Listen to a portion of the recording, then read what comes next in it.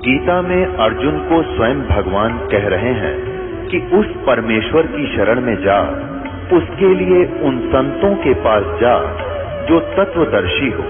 इसी प्रकार हजरत मोहम्मद को उनका अल्लाह कह रहा है कि कोई और पूर्ण परमात्मा है। उसको पाने के लिए उन तत्वदर्शी संत की तलाश कर। वो प्रभु कौन है, ये जानने के लिए कृपया अवश्य सुनिए जगत गुरु तत्वदर्शी संत रामपाल जी महाराज के अमृत वचन।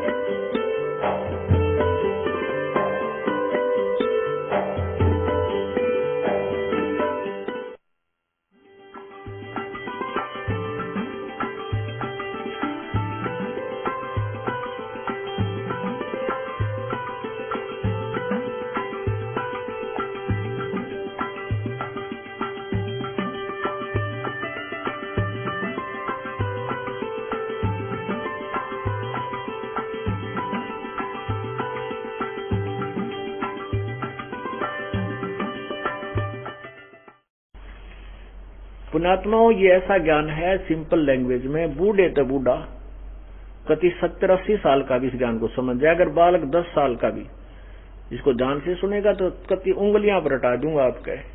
ज्ञान तो इसलिए बताना जरूरी हो गया कि अज्ञान गणा हो गया, कोई तुम्हें विचलित ना कर दे और ये बात बिगाड़ ना दे काल का दूत आके। इसलिए नहीं तो फिर 2 अक्षर की बात है, ये ज्ञान है, ये नाम है, ये भक्ति करो, फिर बातें खत्म होगी। ये मर्यादा है। और जब ये एक रूटीन पड़ जाएगा, फिर सत्संग घर घर में सीडी हो जाएंगी, घर घर में सत्संग सुनियो। ये दास जब सतलोक चला जाएगा, ऐसी व्यवस्था बना के जाओगे कि तांडने की जरूरत ना पड़े तुम, और कई पीढ़ियों तक का मोक्ष होगा आपको। फिर कोई विचलित करने वाला नहीं रहेगा, ना काल का दूत घुसेगा जो तुम्हें बर्बाद कर दिया, तुम्हारे कोई अज्ञान पैदा कर दिया। ज्ञान नाम की चीज नहीं छोड़ेगी परमात्मा का, ऐसा ज्ञान है ये।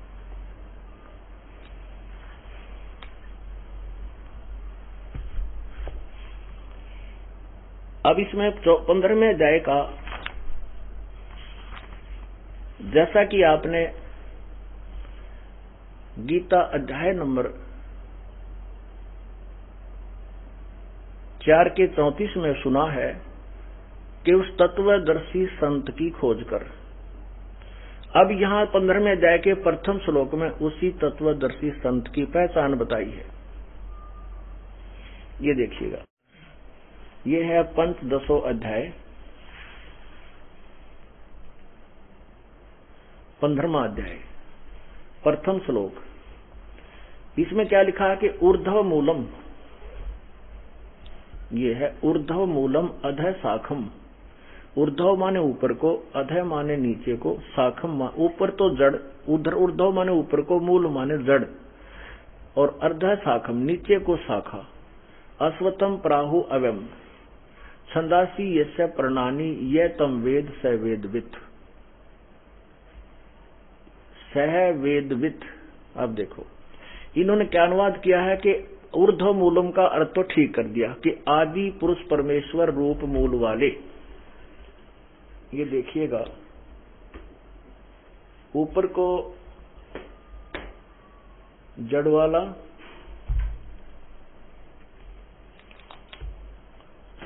और नीचे को, ऊपर को जड़ तो पूर्ण परमात्मा, ये सच आदि पुरुष, ये ऊपर को जड़, ये तो पूर्ण परमात्मा, पूर्ण ब्रह्म रूपी तो उस परमात्मा की जड़, यानी पूर्ण परमात्मा तो समझो संसार रूपी वृक्ष की जड़ है।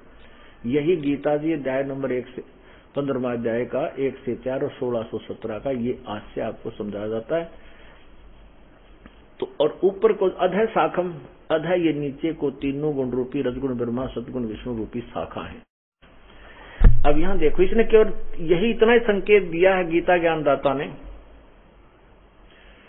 गीता ज्ञानदाता ने केवल इतना ही, गीता ज्ञानदाता ने इतना ही संकेत दिया है कि ऊपर को तो उस परमात्मा की जो ये उल्टा लटका हुआ संसार रूपी वृक्ष है, और इसके ऊपर को जड़ रूप तो पूर्ण परमात्मा है।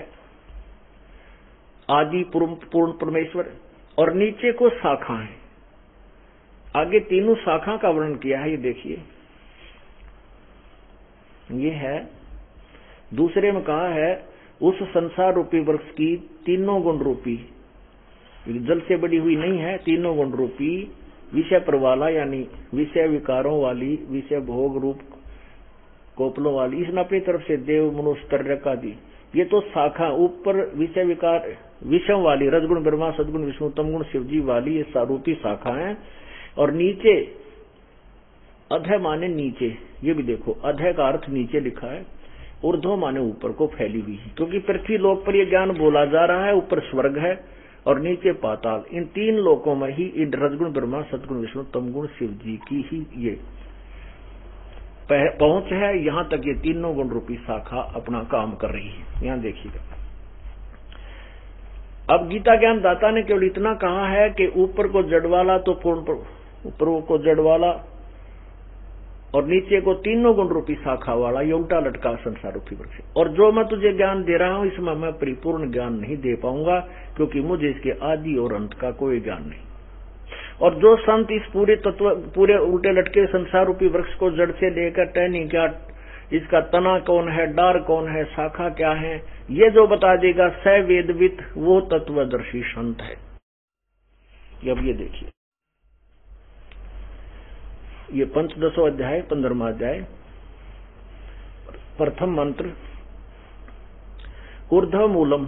अधः इन्होंने यहां क्या किया है, अधः माने ब्रह्मा का मुख कर दिया, नहीं, अधः शाखम का लिखना था नीचे को शाखा वाला, क्योंकि ये स्वयं ही दूसरे अध्याय में, दूसरे श्लोक में अधः माने नीचे अर्थ किया है। तो हम इसको यहाँ ठीक करके चलेंगे, क्योंकि तो विचलित अनुवाद करता है, इनको ज्ञान था ही नहीं।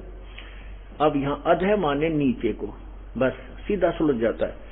ऊर्ध्व मूलम, ऊपर को मूल वाला, ऊपर को जड़ वाला और नीचे को शाखा वाला, ये उल्टा लटका हुआ संसार रूपी पीपल का वृक्ष अविनाशी कहते हैं। वेद जिसके पत्ते कहे, वैसे संदासी का अर्थ होता है टुकड़े, छोटे छोटे टुकड़े हों, नारे नारे उनके पार्ट्स को बताया, पार्ट्स ऑफ बॉडी बता दे, पत्ते हैं। और उस संसार रूपी वृक्ष को जो मूल सहित जड़ से लेकर टहनियां पत्तों तक बता देगा, तत्व से जानता है। स माने वह है वेदवित, वह संत वेद, वह वेद के तात्पर्य को जानने वाला, अर्थात वह तत्वदर्शी संत है। यहां फिर देखिए, संस्कार देखिए, ऊर्ध्व मूलम अधः शाखम अश्वत्थम प्राहु एवं, ऊपर को जड़ वाला नीचे को शाखा वाला, ये अविनाशी पीपल रूपी वृक्ष समझो, अविनाशी वृक्ष है। और छंदासी यस्य प्रणानी यतम वेद स वेदवित, जो इसके पत्तों सहित सभी छंदासी माने सभी पार्ट्स ऑफ बॉडी को, सभी टुकड़ों को बता देगा। यह माने जो तम वेद जानता है, जो इस टुकड़ों सहित जानता है, वेद माने जानना भी होता है, ज्ञान होता है। यह तम वेद स वेदवित, वो तत्वदर्शी संत है, वह वेद के तात्पर्य को जानने वाला। फिर पढ़िए, इन्होंने लिखा कि ऊर्ध्व मूलम आदि पुरुष परमेश्वर मूल वाले, यानी गीता ज्ञान दाता किसी और आदि पुरुष की तरफ संकेत करा जो पूर्ण परमात्मा है, उसकी तरफ कह रहा, वो तो जड़ है उस अविनाश, इस संसार रूपी वृक्ष की। और नीचे को अर्ध मूलम, नीचे अध शाखम, नीचे को शाखा है। इन्होंने किया है ब्रह्मा रूप मुख वाले नहीं, यहां इसका अर्थ होना नीचे को शाखा वाला। अश्वत्थम मान पीपल का वृक्ष, अव्यम अविनाशी कहते हैं, वेद जिसके पत्ते कहे गए हैं। और इस संसार रूप वृक्ष को जो व्यक्ति, जो संत मूल सहित जड़ सहित जानता है, तत्व से जानता है, वह वेद के तात्पर्य को जानने वाला, अर्थात वो तत्वदर्शी संत है। ये पहचान होगी। तो परमात्मा सतपुरुष पूर्ण ब्रह्म कबीर परमेश्वर आए थे, उन्होंने बताया था आज से 600 वर्ष पहले अपने सबसम वेद में, 5वें वेद में, जिसमें सभी ज्ञान है, वेदों वाला ज्ञान भी है, चारों वेदों वाला, इससे आगे का भी है। अक्षर पुरुष एक पेड़ है, निरंजन वाकी डार, ये तीनों देवा शाखा है भाई, पातरोप संसार। ये देखिएगा, परमात्मा, हम इसको वृक्ष बोलते हैं जो ऐसा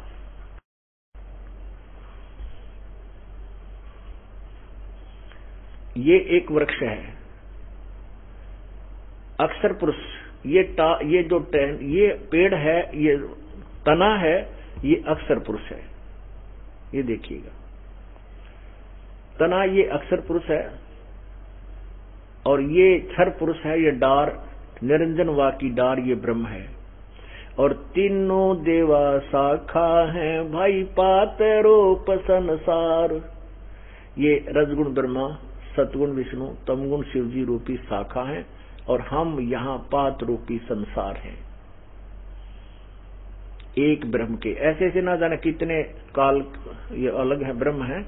इस ब्रह्म जैसे एक वृक्ष का ना जाने कितने मोटी डार होती है, आगे उनकी शाखा होती है। एक समझाने के फॉर एग्जाम्पल लिया है इसको कि मोटी डार निकलती, इसको ब्रह्म जानो। ये जड़ से अलग जो बाहर दिखाई देता है उसको तना जानो। ये तो अक्षर पुरुष यानी परब्रह्म, और ये क्षर पुरुष है, ये ब्रह्म। और तीनों देवा, रजगुण ब्रह्मा, सदगुण विष्णु, तमगुण शिव जी, ये शाखा। और हम पात रूप संसार। ये उस परमात्मा ने खुद बता रखा है और इस दास को परमेश्वर ने अपना अनमोल खजाना ये तत्व ज्ञान का दिया है। तो अब ये दास वही तत्वदर्शी संत उस परमात्मा ने बना दिया और इस तत्वदर्शी संत से ही सब ज्ञान होगा। उसी के आदेश से दास उपदेश देता है और उन्हीं के आदेश से सब क्रिया ये चल रही है। अब इसमें आपने सुना, अब देखना दूसरा श्लोक इसी 15वें अध्याय का। उस संसार वृक्ष की तीनों गुण, रजगुण ब्रह्मा, सतगुण विष्णु, तमगुण शिव जी। ये जल सी बड़ी हुई नहीं है, ये देखिए विषय पर वाला, यानी ये तीनों गुण रूपी विषय विकारों की, क्योंकि इनमें विषय विकार अधिक होते हैं इनके लोक में, ये शाखा है। शाखा मनुष्य, देव और तिरक नहीं, ये रजगुण ब्रह्मा, सदगुण विष्णु, तमगुण शिव जी रूपी 3 शाखाएं। नीचे और ऊपर, सर्वत्र नहीं है, ऊर्ध्व ऊपर, नीचे और ऊपर, क्योंकि ये पृथ्वी लोक पर ज्ञान बोला जा रहा है। आप देखिएगा, आपने अभी एक ब्रह्मांड का चित्र देखा, ये देखो, ये पृथ्वी लोक है इस ब्रह्मांड में। और एक ये तीनों की अलग राजधानी, यहाँ बैठकर ये इन तीनों लोकों के प्राणियों को कंट्रोल कर। ये स्वर्ग लोक है, ये पृथ्वी लोक है और ये पाताल लोक है। इन तीनों लोकों के इनमें प्राणी हैं, इनके कंट्रोलर ये ब्रह्मा विष्णु महेश हैं। तो यहाँ ज्ञान बोला जा रहा है ऊपर स्वर्ग में और नीचे यहाँ पाताल में। ये ऊपर नीचे फैली हुई, सर्वत्र नहीं हो सकता इसका अर्थ, और न ही मूल संस्कृत में सर्वत्र है। ये देखिएगा, इसमें नहीं लिखा है वो सर्वत्र नहीं, नीचे और ऊपर, ऊर्ध्व अधः चनी और ऊर्ध्व, ऊपर नीचे और ऊपर फैली हुई है। मनुष्य लोक में कर्मों के अनुसार बांधने वाली ये मूलानी मुख्य कारण है। अहम, अहमता, ममता और वासना रूप जड़ है। इनका कहने का भाव ये है कि ये ब्रह्मा विष्णु महेश ही हमें यहाँ फंसाए रखते हैं। ये तीनों गुण, रजगुण ब्रह्मा, सदगुण विष्णु, तमगुण शिव जी, हमें यहाँ इस मनुष्य लोक में, इस मृत लोक में फंसाए रखने के मुख्य कारण है। मूलानी ये जड़ है, इसकी जड़ है, ये हमें उलझाए रखते हैं। इन यहाँ जन्म मृत्यु के जड़ है ये, और भी कर्म अनुबंधनी यानी कर्मों के अनुसार बांधने वाली मुख्य जड़ें हैं। और नीचे और अधः और ऊपर सभी लोकों में नहीं व्यापत हो रही है, ऊपर नीचे व्यापत हो रही है, बस इतना इन्होंने कहा। ऊपर और सभी लोकों में व्याप्त नहीं, अधः नीचे, ऊर्ध्व इसने अपनी तरफ से लेकर, नीचे ऊपर ये व्याप्त है। नीचे नीचे यानी ब्रह्मलोक से अलग, ब्रह्मलोक में ये काल का अपना फिर व्यवस्था है। अब तीसरे में क्या प्रमाण दिया है कि देखो, तीसरे में स्पष्ट किया है कि इस संसार वर्ष का स्वरूप जैसा कहा है वैसा यहाँ विचार काल में, अर्थात तेरे मेरे गीता ज्ञान के डिस्कशन में जो मैं गीता ज्ञान दे रहा हूं नहीं है, मैं नहीं बता पाऊंगा। यह संसार वर्ष का स्वरूप जैसा कहा है ऊपर नीचे जो मैं बता रहा हूं, मैंने पूरा ज्ञान नहीं है, वह ऐसा यहाँ विचार काल में अर्थात गीता के ज्ञान में नहीं है, मैं नहीं दे सकता, क्योंकि नहीं पाया जाता, क्योंकि न तो इसका आदि है और न अंत है। यानी मैं नहीं जानता, मेरे लिए तो आदि अंत है नहीं, और जो जानता है उसको आदि, उसके सामने आदि भी है अंत भी है, क्योंकि इस तत्वदर्शी संत ही इसका बताएगा कि कहाँ से स्टार्ट हुआ और कहाँ इसका अंत होता है। और जो गीता ज्ञान बोल रहा है उसने बेराय को नहीं, वो ठीक कह रहा है कि मुझे इसका आदि और अंत का नहीं बेरा, कहाँ से शुरू हुआ और कैसे इसकी नाश होता। ये 15वें अध्याय का 3रा श्लोक आप पढ़ रहे हो। संसार वर्ष का स्वरूप जैसा कहा है वैसा यहाँ विचार काल में नहीं है। मैं जो गीता ज्ञान दे रहा हूँ नहीं पाया जाता, मैं नहीं जानता, क्योंकि न इसका आदि है और न ही इसका अंत है, तथा न इसकी अच्छी प्रकार सतीथी है। मुझे इसका स्पष्ट ज्ञान नहीं है, इससे इसका कहने का भाव ये, इसलिए इससे सोविरुड मूलम, देखो ये अति दृढ़ मूल वाले, यानी उस अविनाशी, क्योंकि जो इस संसार रूपी वर्ष की जड़ जो है, यानी ऊपर के लोक हैं, सतलोक, अलकलोक, अगमलोक, अनामी लोक, ये तो अविनाशी है, ये तो कभी नष्ट नहीं होते। वो जो अविनाशी जड़ है, वो मूल जो भगवान है, वो तो उसका लोक भी अविनाशी है उसको, और उसको आप कैसे समझोगे, इसका आगे देखो। इसलिए इस सोविरुड मूलम, उस अविनाशी अति दृढ़ मूल वाले, अर्थात उस अविनाशी मूल रूपी जड़ रूपी भगवान, जिसका वो अविनाशी भगवान है, उसको कैसे समझोगे। संसार रूपी पीपल के वृक्ष को दृढ़, ये है दृढ़ेन असंख्य शस्त्रेन छित्वा, उस तत्व ज्ञान रूपी, उस तत्व ज्ञान रूपी शस्त्र से काट के, उस दृढ़ यानी बिल्कुल निसंशय, उसमें कोई संशय नहीं रहेगा, उस तत्व ज्ञान रूपी शस्त्र से इसको छेद के, काट के, इसको सुलझा करके, उसके पश्चात अब चौथे में देखना कितना कमाल किया है। 15वें अध्याय के 4थे श्लोक में कहा है कि उसके पश्चात उस पदम, परम पद रूप, उस परमेश्वर के, ये कहना चाहिए, लिखना सच है, उस परमेश्वर के परम पद को भली भांति खोजना चाहिए, परम धाम को। इन्होंने लिखा कि उसके पश्चात उस परम पद रूप परमात्मा को भली भांति खोजना चाहिए, जिसमें गए हुए पुरुष फिर लौटकर संसार में नहीं आते, और जिस परमेश्वर से इस पुरातन संसार वृक्ष की प्रवृत्ति विस्तार को प्राप्त हुई है, अर्थात जिस परमात्मा ने इस पूरे ब्रह्मांडों की रचना की है, पूरे संसार की, उसी आदि पुरुष नारायण की मैं शरण हूँ। गीता ज्ञान दाता कहता है मैं भी उसी की शरण हूँ, उसके अधीन हूँ, और उसी की भक्ति करनी चाहिए। इस प्रकार दृढ़ निश्चय करके उस परमेश्वर का मनन और निधिध्यासन ही करना चाहिए। ये स्पष्ट हो गया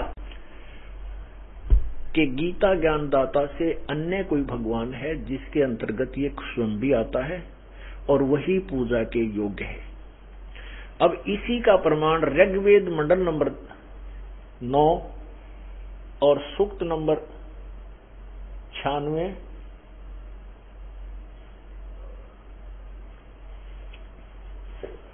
सूक्त नंबर 96 और मंत्र नंबर 16 में कहा है। कितना कमाल, क्योंकि गीता जी चारों वेदों का संक्षिप्त ज्ञान है, और संक्षिप्त में जो है कोड वर्ड ज्यादा होते हैं।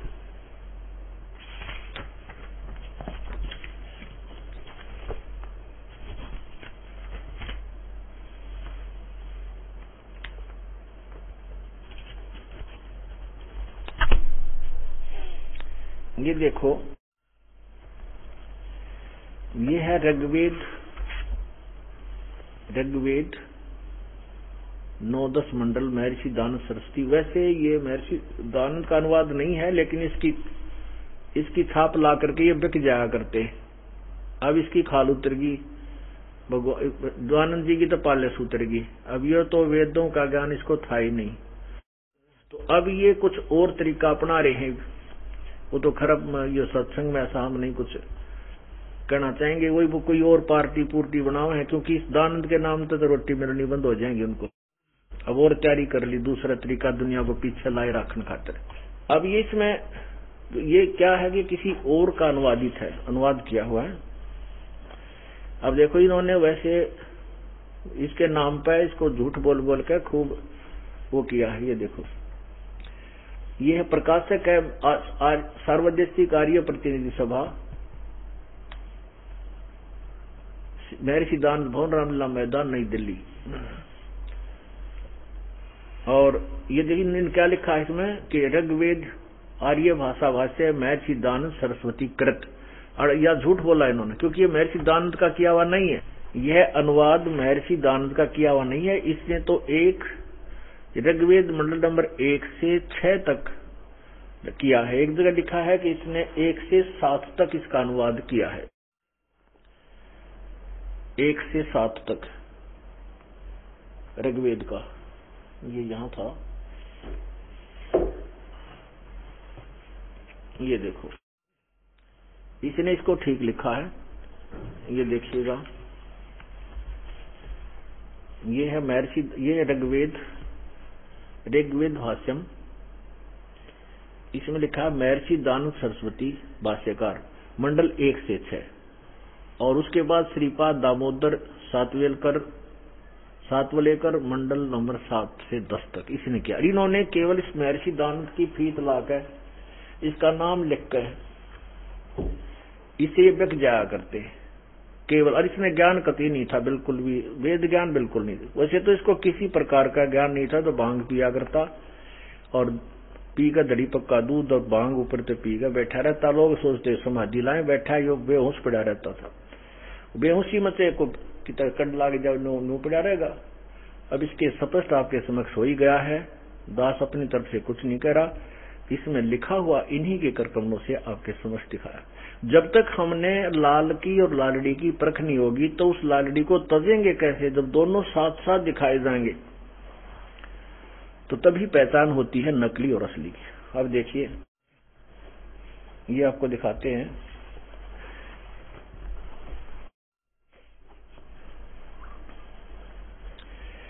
अब यहां जो आपने ये देखियो ऋग्वेद, ये वही ऋग्वेद मंडल नंबर 9-10 महर्षि दानंद नाम लिखा है, इन्होंने पूरा इन्होंने किया। लेकिन जो भी है हमने इसको देखना है। जिसने भी इसका अनुवाद किया यहां भी गलत किया है। ये है ऋग्वेद मंडल नंबर 9 सूक्त 96 मंत्र नंबर 16। इसमें शब्द लिखा है कि सब आयुध माने शस्त्र, सोत्र भी पुय माने अघर्ष, गुह्य चारु नाम। अब इसका अनुवाद इस दास ने किया है, ये आपको दिखाते हैं। ये है आध्यात्मिक ज्ञान गंगा, ये आपको नई कृति मिलेगी इस दास की। ये है आध्यात्मिक ज्ञान गंगा।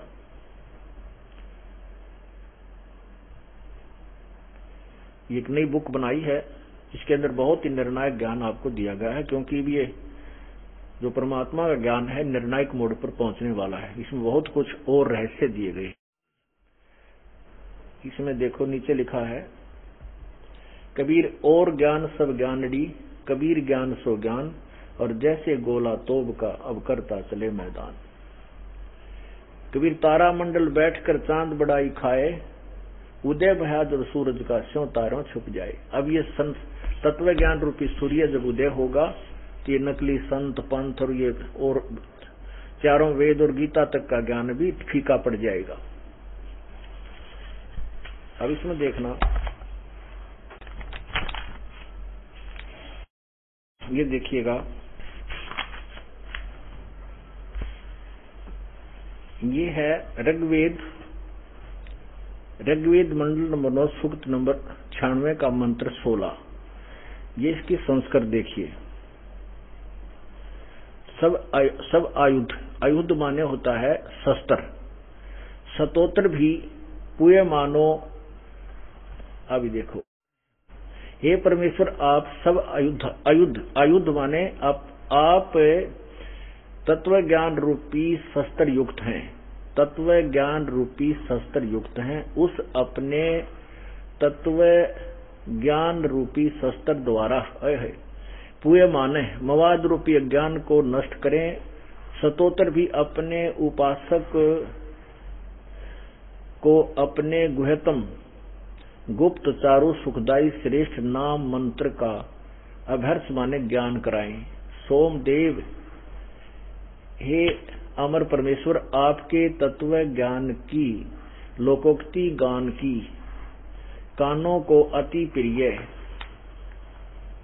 लगने वाली श्रुति प्राण अर्थात जीवन दायिनी शुद्ध घी जैसी श्रेष्ठ घोड़े जैसी तीव्रगामी बल वाली है, अर्थात आपके द्वारा दिया गया तत्व ज्ञान जो कविताओं लोकोक्तियों में है वह मोक्षदायक है। उस अपने यथार्थ ज्ञान व वास्तविक अपने नाम का ज्ञान कराएं। भावार्थ है कि इस 72-16 में प्रार्थना की गई है कि अमर प्रभु का वास्तविक नाम क्या है तथा तत्व ज्ञान रूपी शस्त्र से अज्ञान को काटे, अर्थात अपना वास्तविक नाम व तत्व ज्ञान कराए। यही प्रमाण गीता अध्याय नंबर 7 के अध्याय 7 से 4 में कहा है कि संसार रूपी, ये यहाँ गलत लिखा है, इसमें करेक्शन अब हमने करवा दी। ये 15वां का 4 है, ये इसमें गलत छप गया था। ये 15 अध्याय 15 का 4 है। अब जो नेक्स्ट छपेगी उसमें ये करेक्शन हमने कर दी है। अध्याय 15 के 4 में कहा कि संसार रूपी वृक्ष के विषय में जो सर्वांग सहित जानता है वह तत्वदर्शी संत है। उस तत्व ज्ञान रूपी शस्त्र से अज्ञान को काटकर उस परमेश्वर के परम पद की खोज करनी चाहिए, जहां जाने के पश्चात साधक फिर लौटकर संसार में नहीं आते। गीता ज्ञान दाता प्रभु कह रहा है कि मैं भी उसी की शरण हूं। ऋग्वेद मंडल नंबर 9 सूक्त 96 के मंत्र 16 में किए प्रश्न का उत्तर निम्न श्लोक में दिया गया है कि उस अमर प्रभु का नाम कबीर देव है, अर्थात कबीर प्रभु है। देखिएगा 96 के 17 में ये मंडल नंबर 9 के सूक्त 96 17 मंत्र में कहा है, शिशुम जगानम हरियत तम मर्जंती शुभंती विहन मृतु गणेन। कबीर गिरभी, ये कबीर गिरभी कावेन कबीर संत सोम पवित्रम अत्येत रेभन। अब इसको पहले आप इसमें देखें, ये है 10-17वां श्लोक उसी का मंडल नंबर 9 सूक्त 96 का। ये 16वां आपने सुना। इन्होंने तो सवधु का मन बना दिया, स्वाभाविक शक्ति से युक्त है। इन्हें सब आयुध अपने हथियार सहित, इसका अर्थ ये होता है सब यानी स्वयं ही आप उस तत्व ज्ञान रूपी शस्त्र सहित हैं। इसको इन्होंने कहा है सवायुध का अर्थ क्या है? स्वाभाविक शक्ति से युक्त हैं। इन्होंने कहा कि ये परमात्मन सर्वोपरि रहस्य श्रेष्ठ, ये नाम शब्द है संस्कृत में। इसका नाम का अर्थ है जो तुम्हारी संज्ञा है, आप उसका ज्ञान कराएं। यानी जो आपका गुप्त सर्वोपरि रहस्य श्रेष्ठ नाम है, आपका जो वास्तविक श्रेष्ठ नाम है, आप उसका ज्ञान कराएं। यहां ज्ञान कराया है 17वें में। शिशु जगानम हरियंतम मर्जंती शुभंती विहनम मरुतो गणेन कबीर गिरभी कावेना, ये कबीर संत सोम पवित्रेति रेभन। इसका अनुवाद ये दाष्ट करेगा। इन्होंने क्या कर दिया है, ये देखो, इन्होंने कबीर का जो अर्थ किया है डिवाइड कर दिया। इसका अर्थ ये बनता है, ये देखो, कबीर गिरभी, यहां है कबीर गिरभी। कबीर माने कबीर हम कहते हैं, और क्योंकि वह को हम वह बोलते हैं, और गिरभी माने वाणी, वाणी द्वारा। इन्होंने इसका 2 भाग कर दिया, कवि लोग, गिरभी माने वाणी द्वारा। अब इसको हम कबीर वाणी द्वारा लिख दे, क्या दिक्कत है? हम इसको कबीर वाणी द्वारा लिख दे, कबीर वाणी द्वारा। और काव्यन कविताओं से यानी लोकोक्तियों के माध्यम से, शब्दों के माध्यम से यानी पद्य भाग से उसकी स्तुति करते हैं। सोम स्वरूप पवित्र वह परमात्मा यानी अमर परमात्मा कारण अवस्था में अति सूक्ष्म प्रकृति को गरजता हुआ अतिक्रमण करता है। अब इसका इन्होंने ज्ञान तो था नहीं, ऊट पटांग कहना है, लिखना था कुछ ना कुछ तो इसके अंदर। तो अब इसका वास्तविक अर्थ आप इसमें पढ़ेंगे 17वें में, देखिएगा। सर्व सृष्टि रचनहार हरिये से सोम अर्थात सर्व कष्ट हरण पूर्ण परमात्मा मनुष्य के विलक्षण बच्चे के रूप में जानबूझकर प्रकट होता है, अर्थात अपने तत्व ज्ञान को तम मान्य उस समय मर्जंती निर्मलता के साथ शुभंती उच्चारण करता है। वही प्रभु प्राप्ति की लगी विरह अग्नि वाले मरुत मान्य भक्त समुदाय गणेन मन समुदायों के लिए कावेना कविताओं द्वारा कविताओं से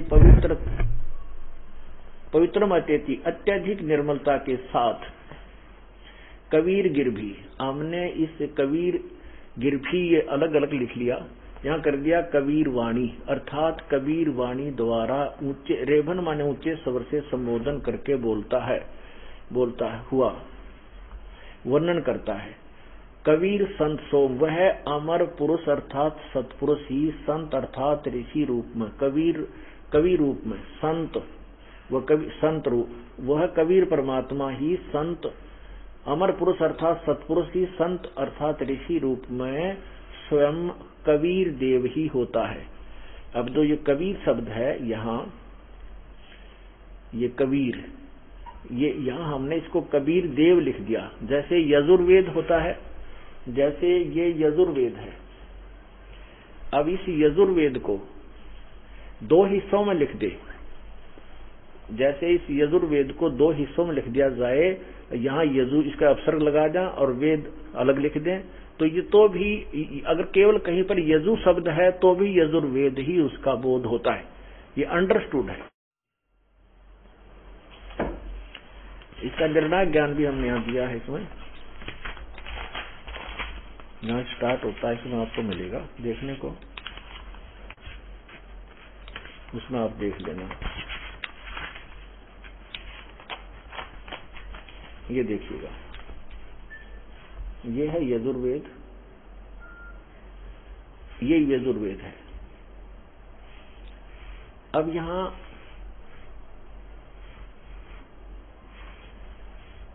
यजुर्वेद का संधि छेद करके लिखें यजुर जमा में वेद, तो भी पवित्र यजुर्वेद का पुस्तक यजुर्वेद का ही बोध है। अब इसको यजु लिख दें वेद, तो भी पवित्र पुस्तक यजुर्वेद का ही बोध है, जिसमें यज्ञ स्तुति की रचनाएं है, उस धार्मिक पुस्तक को यजुर्वेद कहते हैं। ठीक इसी प्रकार चारों पवित्र वेदों में लिखा है वह कबीर देव कबीर परमेश्वर है, जो सर्वशक्तिमान जगत पिता सर्वश्रेष्ठ रचनहार कुल का मालिक पाप विनाशक व काल की कारागार से छुटवाने वाला अर्थात बंदी छोड़ है। इसको हम ऐसे लिख दें कबीर देव लिखें तो भी कबीर परमेश्वर का ही बोध है, और इसको हम ऐसे लिख दें कबीर क्योंकि हम बोलेंगे कबीर देव लिखें तो भी कबीर परमेश्वर अर्थात कबीर प्रभु का ही बोध है। आगे देखिए, इसलिए कबीर देव उसी कबीर साहिब का ही बोध कराता है जो सर्वशक्तिमान परमात्मा है। वेद को हम वेद बोलते हैं, ऐसे वै को वै बोल दिया जाता है। तो कबीर देव, इसमें यह भी कहा है कि वो परमात्मा तीसरे लोक में रहता। पहले इन्हीं से देखिए, इनके द्वारा अनुवादित इस ऋग्वेद में आप देखना कि वो ये स्वयं स्वीकार करते हैं कि वो परमात्मा 96 के 19 में स्पष्ट किया है कि वो कबीर परमात्मा उस तीसरे धाम में रहता है। ये देखो, ये मंडल नंबर 9 सूक्त 96 का मंत्र नंबर 18 देखो, 18 17 16 17 आपने पढ़ लिया। इसमें क्या है,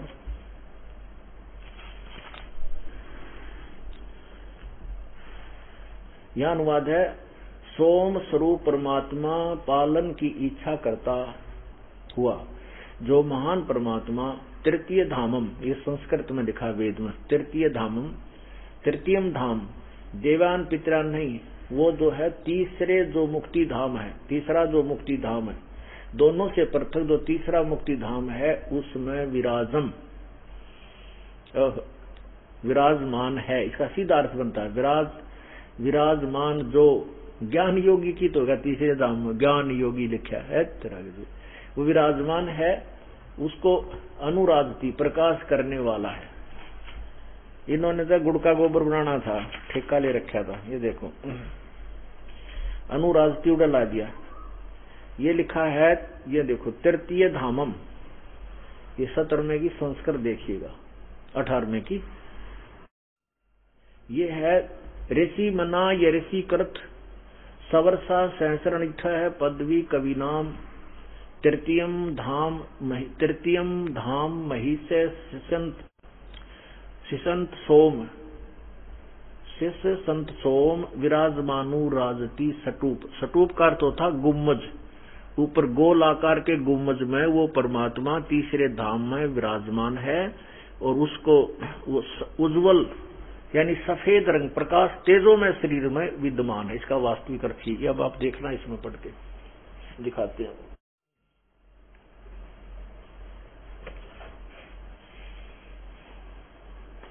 इसका वास्तविक अर्थ आपको इसमें पढ़ने को मिलेगा। ये देखिएगा 18वां श्लोक,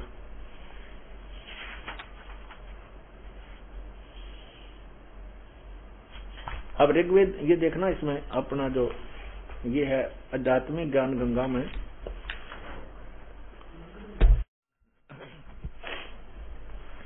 आप देखिएगा, इस आध्यात्मिक ज्ञान गंगा में इस बुक के अध्याय है कौन तथा कैसा है कुल का मालिक, इसमें आपको मिलेगा। अब आपने 17वां पढ़ लिया, इसका एक बार फिर रिवाइज करिए भावार्थ। ऋग्वेद मंडल नंबर 9 सूक्त 96 मंत्र 16 में कहा है कि आओ पूर्ण परमात्मा के वास्तविक नाम को जाने। इस मंत्र 17 में ऊपर जो अभी आपने अनुवाद पढ़ा, उस परमात्मा का नाम व परिपूर्ण परिचय दिया है। वेद बोलने वाला ब्रह्म कह रहा है कि पूर्ण परमात्मा मनुष्य के बच्चे के रूप में प्रकट होकर कबीर देव अपने वास्तविक ज्ञान को अपनी कबीर वाणी के द्वारा अपने हंसात्माओं अर्थात पुण्यात्माओं अनुयायियों को ऋषि संत व कवि रूप में कविताओं लोकोक्तियों के द्वारा संबोधन करके अर्थात उच्चारण करके वर्णन करता है। इस तत्व ज्ञान के अभाव से उस समय प्रकट परमात्मा को न पहचान कर उसे केवल ऋषि व संत या कवि मान लेते हैं। वह परमात्मा स्वयं भी कहता है कि मैं पूर्ण ब्रह्म हूँ, सृष्टि की रचना मैं ही करता हूँ, ऊपर सतलोक सचखंड में रहता हूँ। परंतु लोकवेद के आधार से परमात्मा को निराकार माने हुए प्रजाजन नहीं पहचानते। जैसे गरीबदास जी महाराज ने काशी में प्रगट परमात्मा को पहचान कर उनकी महिमा कही तथा उस परमेश्वर द्वारा अपनी महिमा बताई थी, उसी का यथावत वर्णन अपनी वाणी में किया। गरीब जात हमारी जगत गुरु परमेश्वर है पंथ, दास गरीब लिखित पढ़े मेरा नाम निरंजन कंठ। हम ही अलखला है कुतुब गोस और पीर, दास गरीब खालिक धनी हमरा नाम कबीर। ए स्वामी में सृष्टा में सृष्टि हमरे तीर, दास गरीब अधर बसु में अवगत सत कबीर। इसको स्पष्ट करने पर ही उसी कवि या संत भक्त या जुल्हा कहते हैं। इतना स्पष्ट करने पर भी उसे कवि या संत भक्त या जुल्हा कहते हैं, परंतु वह पूर्ण परमात्मा ही होता है। उसका वास्तविक नाम कबीर देव है। वह स्वयं सत्पुरुष कबीर ही ऋषि संत व कवि रूप में होता है, परंतु तत्व ज्ञानहीन ऋषियों व संतों गुरुओं के अज्ञान सिद्धांत के आधार पर आधारित प्रजा उस समय अतिथि रूप में प्रगट परमात्मा को नहीं पहचानते, क्योंकि उन अज्ञानी ऋषियों संतों और गुरुओं को परमात्मा को निराकार गुरुओं ने यहाँ थोड़ी सी त्रुटि है, हमने तकरीबन दूसरी में ठीक कर दी है। गुरुओं ने रूप में प्रगट उन गुरुओं ने परमात्मा को निराकार बताया होता है।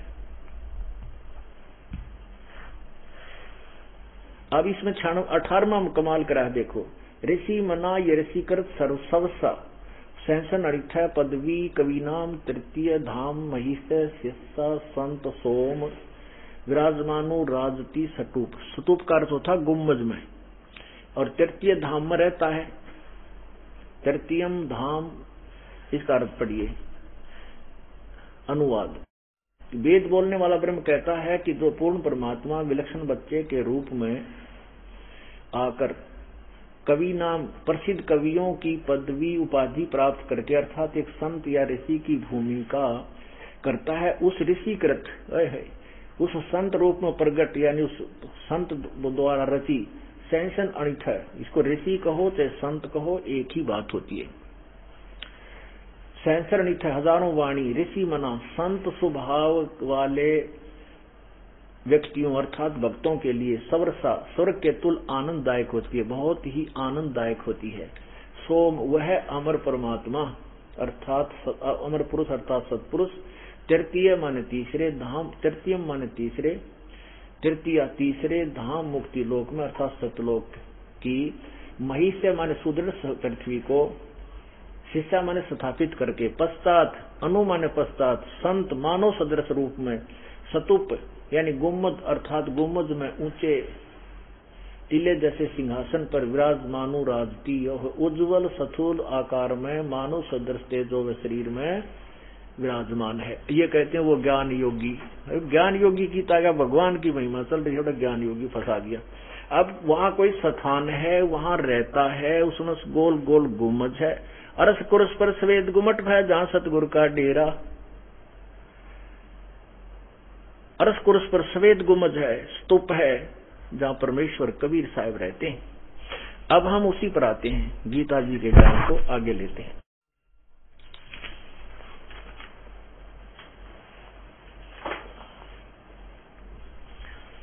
अब इसमें ये स्पष्ट हुआ कि वेद भी यही बताते हैं और पवित्र गीता जी भी वही बता रही है कि उसके बाद उस तत्व रूप ज्ञान रूपी शस्त्र से इस अज्ञान रूपी अंधकार को काट के उलझे हुए सुलझे को इसको काट करके समझ के उसके पश्चात उस परम पद परमेश्वर की खोज करनी चाहिए, जहां जाने के बाद फिर संसार में ये प्राणी लौट कर नहीं आते। और गीता ज्ञानदाता कहता मैं भी उसी की शरण में हूं। अब क्या कहते हैं, बंदे बंदगी बरहक वे, बंदे बंदगी बरहक वे, अज नाम बिन बंदे बंदगी बरहक वे, बेदा कते बासी हर क्या अज बिना नाम अनुभव वे। कि मान लिए तने वेद भी घोट लिए, गीता का भी रटना ला ली, रोज पाठ भी करता है, तुझे ज्ञान सही नहीं है, वो तत्व के नाम तेरे वास्तविक नाम तेरे पास नहीं है, तो बिल्कुल बेकार व्यर्थ है तेरा सारी क्रियाएं। नाम बाहर नाम भीतर नाम सी सुभान वे, नाम असन असल मीरा नाम पर कुर्बान वे। ये जो सच्चा नाम जो अभी बताया आपको, उस परम पिता के वास्तविक मंत्र पर ही तेरा जाप करने से लाभ होगा। नाम उसका ये हठ योग जैसे कल बताया था, कोई ऐसे करता है कोई ऐसे कर, नहीं। नाम उठत नाम बैठत नाम सोवत जागवे, नाम खाते नाम पीते नाम से ती लागवे। तो नहीं था जब नाम था, अब नाम शुरू तो ना ही बे।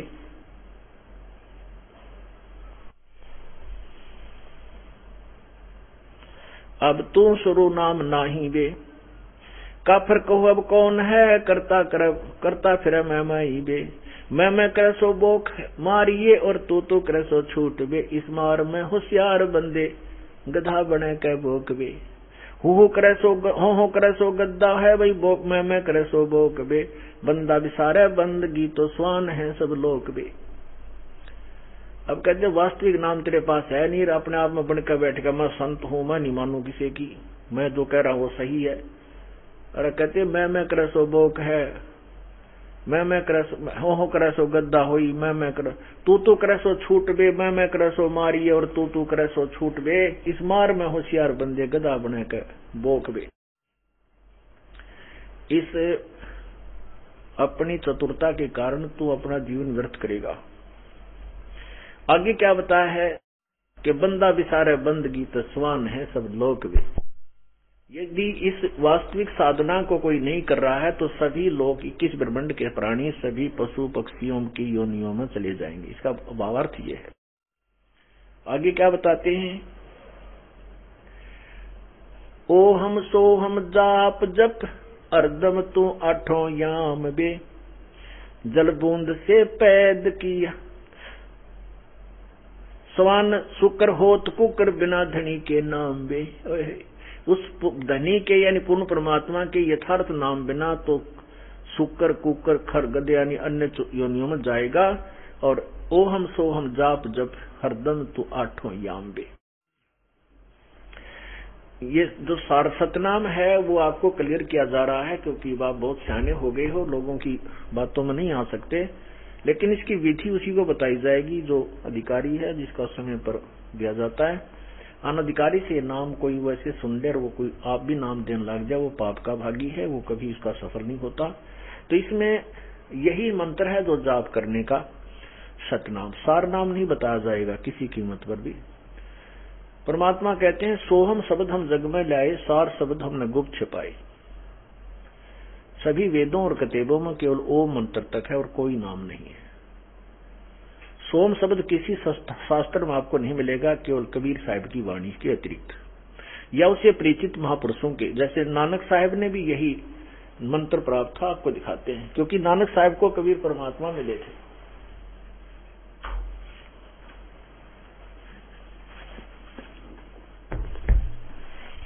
और इसी से कल्याण होगा जीव का, और कोई मंत्र नहीं है जो भगवान प्राप्ति हो सके।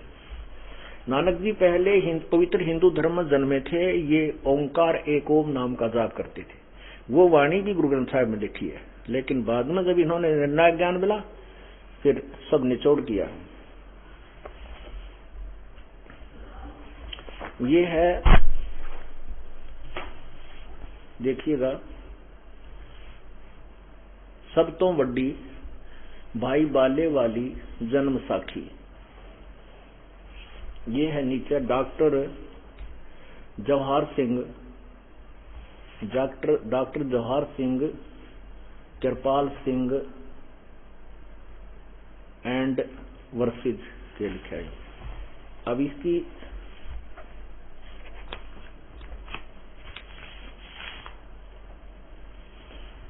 ये देखिएगा, ये जन्म साखी आज तक छप चुकियां नालों वड्डी है, सब तो वड्डी ते पुरातन है, यानी सबसे पुरानी है। भाई बाले वाली ये जन्म साखी श्री गुरु नानक देव जी दी पंजे साहिब दी साखी दे ते 10 पातशाह दे जन्म समेत। अब इसके हम 547 पृष्ठ पर आपको ले चलते हैं। ये है 547। समुद्र दी साखी, समुद्र दी साखी, यहां से सुन। बाला संधु वाच,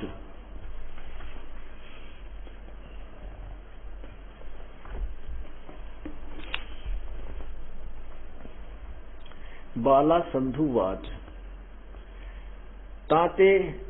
ताते हे गुरु अंगद जी, जद गुरु नानक जी अजीते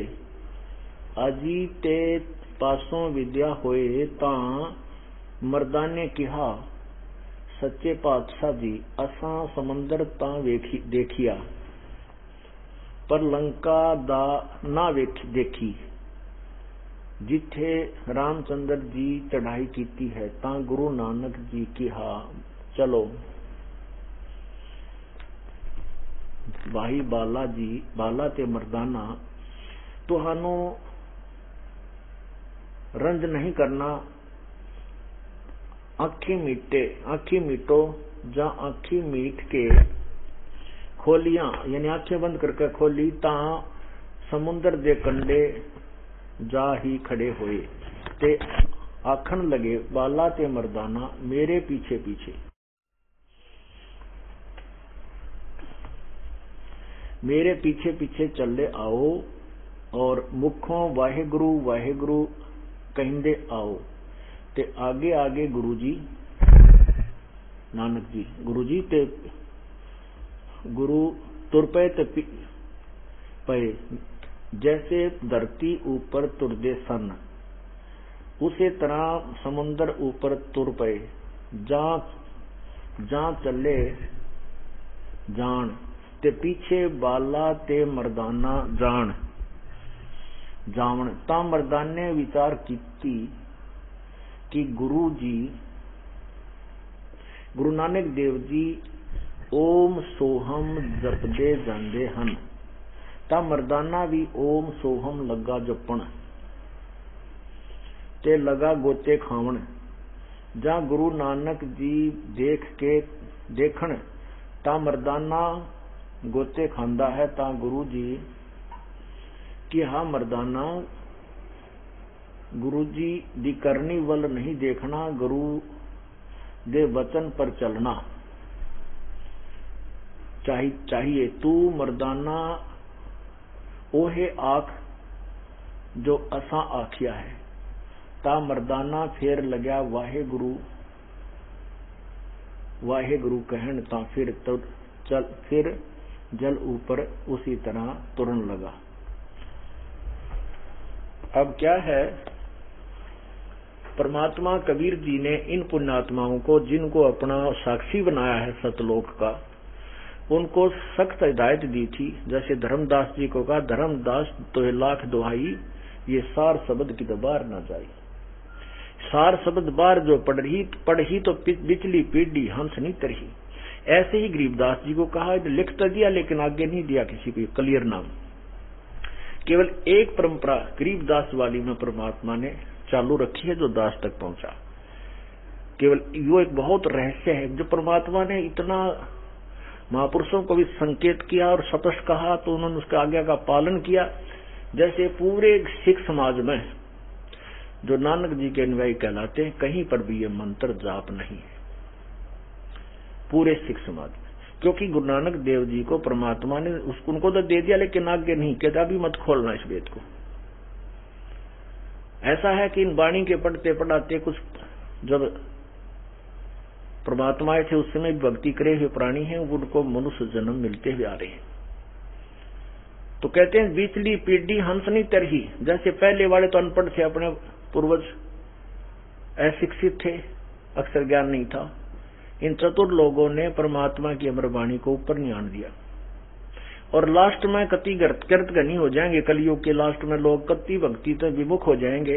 ये 1000 वर्ष तक ये सखी थी, एक वर्ष संभलेगी और फिर इसके बाद कई हजार वर्ष तक इसका असर थोड़ा थोड़ा रहेगा, इतनी गिरावट नहीं आएगी। लास्ट में जाकर के तो बहुत कर्त घनी कलयुग में लोग हो जाएंगे। उसका वर्णन गरीबदास जी ने किया, कभी आपको पढ़कर सुनाएंगे। तो अब क्या है, गुरु नानक देव जी को कह दिया परमात्मा ने कि ये नाम कहीं नहीं बताना, तू जाप कर। अब नानक जी उच्चारण करके बोल के सुना रहे हैं, प्रमाणित करने के लिए कि आने वाले समय में ये हमारी गवाही बनेगी। वैसे गुरु ग्रंथ साहिब में लिखा भी है, प्राण संगली में भी गुरु नानक देव जी ने क्लियर लिखा हुआ बोला हुआ है। तो उसमें लेकिन दिया किसी को नहीं, आगे आदेश नहीं दिया कि ये नाम तू दे और ये दिया करना नहीं। अब इसको ऐसे स्पष्ट हो गया कि यही मंत्र जो दास आपको देता है, गुरु नानक देव जी जाप करते थे, गरीबदास जी जाप करते थे और ये आगे जैसे और भी संत जो इनके संपर्क में आए, परमात्मा के दर्शन हुए, वो भी यही जाप करके पार हुए। आप देखो ये हिंदी वाली, अब कई हिंदी नहीं जानते होंगे इसलिए हिंदी वाली में भी दिखा देते हैं आपको। ये वही है भाई बाले वाली गुरु नानक देव जी की जन्म साखी। भाई चतर सिंह जीवन सिंह अमृतसर से छपी है। इसके प्रश्न नंबर 559 पर ये देखो, साक्षी समुद्र की। एक दिन मर्दाने ने कहा, हे महाराज, मेरा मन चाहता है कि समुद्र में जो लंका है वहां का भ्रमण किया जाए। गुरुजी ने कहा, अच्छा आप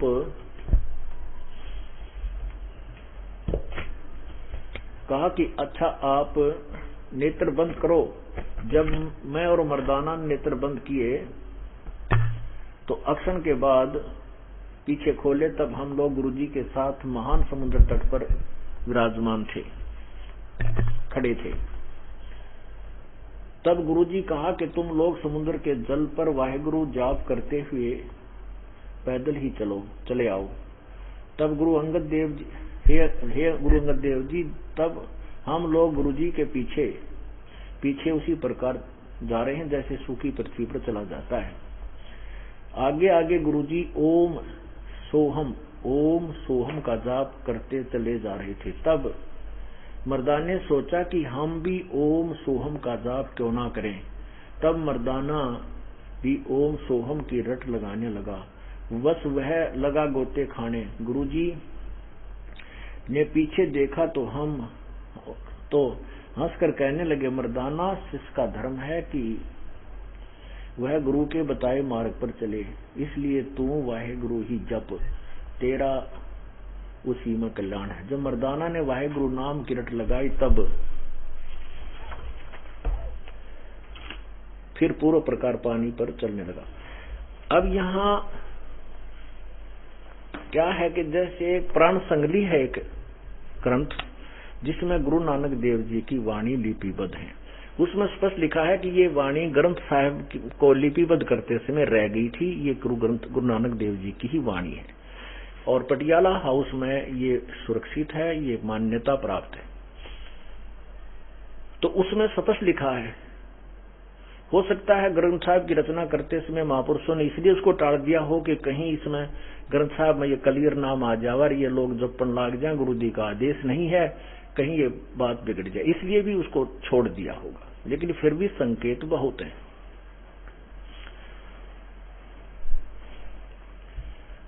अब वही प्रमाण यहां चल रहा है। धर्मदास सोहम शब्द हम जग में लाए, सार शब्द हम गुप्त छुपाए। कहते नामा छिपा ओम तारी, पीछे सोहम भेद बिचारी। सार शब्द पाया जब लोई, आवागमन बहुर ना होई। नामदेव जी भी केवल ओम नाम का जाप करते थे और उससे बड़े बड़े चमत्कार भी करते थे। परमात्मा मिले संत रूप में, उनको पूरा ज्ञान समझाया। फिर बाद में ये सोहम मंत्र उसको और दिया। नामा छिपा ओम तारी, ओम की लो ला रहा था, तारी माने लो। पीछे सोहम भेद बिचारी, और फिर उसको सार शब्द दिया, तीसरा नाम। सार शब्द पाया जद लोई, फिर आवागमन भौर न होई।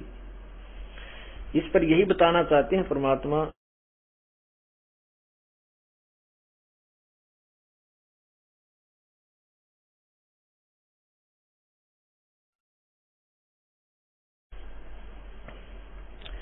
समान शुकर होत कुकर बिना धनी के नाम बे।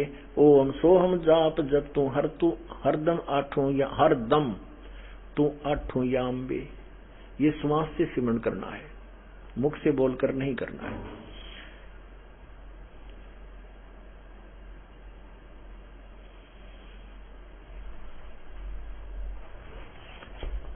पुण्यात्माओं, एक सुअवसर जिसे कहते हैं वो दाव लगा अपना। परमात्मा कहते हैं समझा है तो सर दर्पाओं बहुर नीरे ऐसा दाव। ये गोल्डन चांस है, स्वर्ण जो है आपको अवसर मिला है और इसमें चूक गए फिर देखो कितना समय लंबा और बढ़ जाएगा। न जाने कब कौन से युग में मनुष्य जीवन हो, इस समय में हो ना हो, तो पता नहीं कितने असंख्य जन्मों के बाद आपको फिर जाकर के ये सुअवसर प्राप्त होगा। इसलिए परमात्मा कहता समझा है तो सिर दर्पाओ बहुर नहीं रे ऐसा दाव। ये संसार समझदा नहीं कहंदा श्याम दोपहरे नु, गरीबदास ये वक्त जाता रोग इस पैरे। सत साही। अब प्रेम पूर्वक 2 मिनट बैठे रहें, जल्दी नहीं करें। आगे वाला समागम 26, 27, 28 दिसंबर का ही है और जिन्होंने सारनाम लेना है उनको आज कल मिलेगा। आज उनकी लिस्ट बनेगी। और बाकी भक्त आत्माओं से भी प्रार्थना की गई है कि कल आज यहीं रुकें। और अब सबसे पहले प्रसाद वितरित होगा, और जो जाएं वो केवल वही जाएं जिनकी विशेष आंट हो, ज्यादा कोई विशेष आवश्यक कार्य हो, वो जा सकते हैं। अन्यथा आज और रुके परमात्मा के दरबार में। तो अब पहले पाठ का जो है भोग लगा, प्रसाद वितरित होगा, उसके बाद भंडारा है। और आज केवल एक ही प्रथम नाम दिया जाएगा। अब जो सुबह मिल सके हैं वो शाम को ना मिले, और केवल जिनका पाठ प्रसाद है वो पहले लाइन पर लगे, बाद में मिलने वाले उसके बाद मिलेंगे। बोलो सतगुरुदेव।